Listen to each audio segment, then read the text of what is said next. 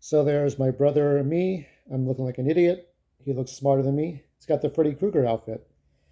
There he is there to the left. There's me to the right. I don't remember those matching shirts. And there's me with a guitar. I never was good at playing guitar. And there's my brother with headphones because he couldn't see. He was born blind. So I'm showing you this because his birthday recently passed. And it's been a difficult ordeal. My family came over. Uh, there was some problems with the water heater. There was a lot of hissing going on. And basically, in short, the pipes were not connected properly. So I'm going to talk about my brother. I'm going to talk about my brother Sebastian last. I'm going to talk about my family visit first. It was not a good time. My family stayed. They usually come in, you know, come and leave within 20 minutes. It turned into 2 to 3 hours because the pipes were corroded. There was a danger of the gas, the water heater exploding. That water heater's been there for 7 years. Now, the truth be told, I'm too proud to talk to them. But it's not just stubbornness, it's the fact that my family had been talking down to me since I was a kid, since I was born.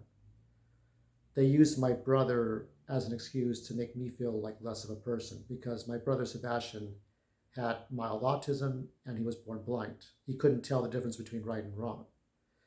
So that was an issue.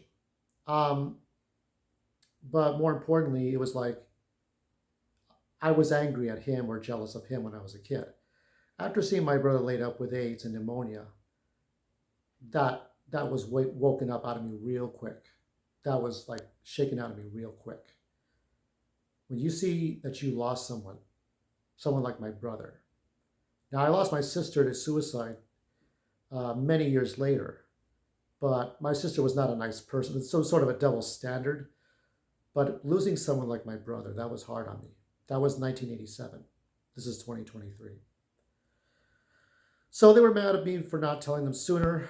I knew that I had to tell them at some point. There are problems with my door, a hole in my door because I lost my temper, problem with the dryer, problems with some water faucets not working right. There are just some things. I have an old mattress I have not yet changed. There are just some problems, to be sure. I'm going to have to change that mattress. I'm going to have to do some things. But my mom's upset. She's in her 80s now, and the logic is that she cannot. She knows that, like, if you look outside, like there's a lot of dead flowers and then weeds growing about throughout that shrubbery, and that has to be taken care of. But you need a gardener full time. I'm not a gardener. The problem with my mom is that she is always a perfectionist. She creates an environment, an atmosphere where you're wound up tight all the time that you cannot relax around her. Whenever I see stories of of other people's parents getting them into video games and comic books and even dare I say marijuana, okay? I almost want to shed a tear because that's not the way my family was. My family was born like perfect, like never doing anything liberal, always conservative with their attitude. Stay at home, clean the house, tend to the garden, lay down tiles, lay pipe. I mean, literally, plumbing pipe, water pipes. Do fix its, do home improvements around the house. But you're meanwhile, what is living? For my mom, she was born into an immigrant family. She was an immigrant. At 4 years old, she came here. And her mom, my grandmother, she had the notion to want to do a restaurant. So my mom worked and cleaned and washed dishes and scrubbed that whole restaurant all the time. So she was conditioned to be this way. And that was it. So she wanted to blame it all on Erico. Erico's this guy that had screwed up the water heater outside. So I'll just show you a little bit of the water heater really quick. I'm not going to touch anything. Don't worry about it. Because my family's coming back on Wednesday to make sure that. So it costs like it's a $3,000 job to fix all the pipes. So that's the water heater itself. And originally you could see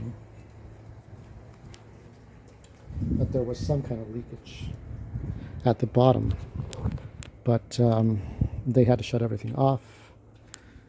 So that was a disaster. That's being generous. So it's a $3,000 job. So between that and the weeds growing, my mom tried many times to clean out the weeds with cedar chips, red cedar chips on the front, but the weeds kept growing. I suggested AstroTurf, and she decided to have somebody go and make a rubber kind of pavement, like a rubber and gravel kind of thing. It's like not like it's more like a rubberized ground, but it has like cement bits in there, and the weeds still grew. So what she wanted to do was put me in a condominium, and I am just not sure about that.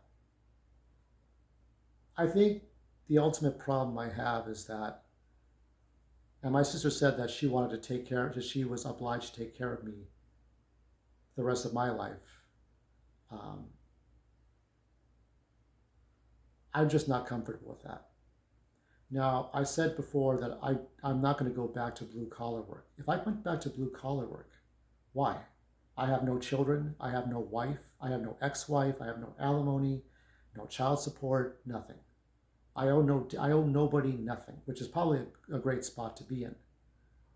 But I can't take care of myself in the traditional sense. So what am I to do?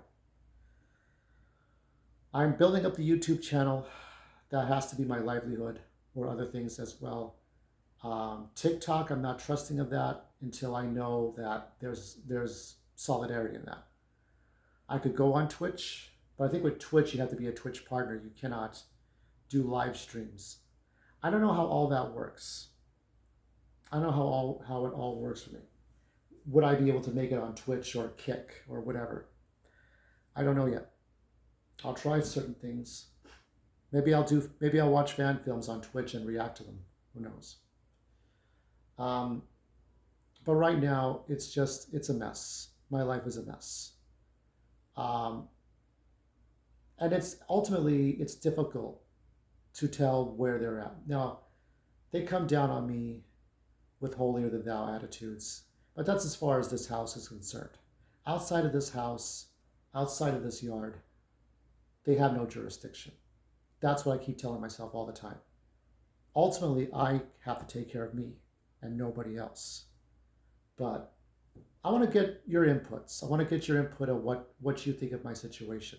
Obviously, I was stupid to not tell them ahead of time about things wrong, but I just didn't want to deal with them. And that's a problem that's a me problem. That's not anybody else. That's not you, the viewer, but maybe you are kind of in the same situation that I am in. I don't have the best answers for you. If I do move to a condominium, that's what my mom wants to do. It's still my place, but somebody else takes care of the utilities, and it should be a better area. Now, the first thing I could think of is Alhambra or Monterey Park, Asian communities, Asian American communities. So it's not as ghetto. White communities, it's going to be too much, too expensive. Not the black communities.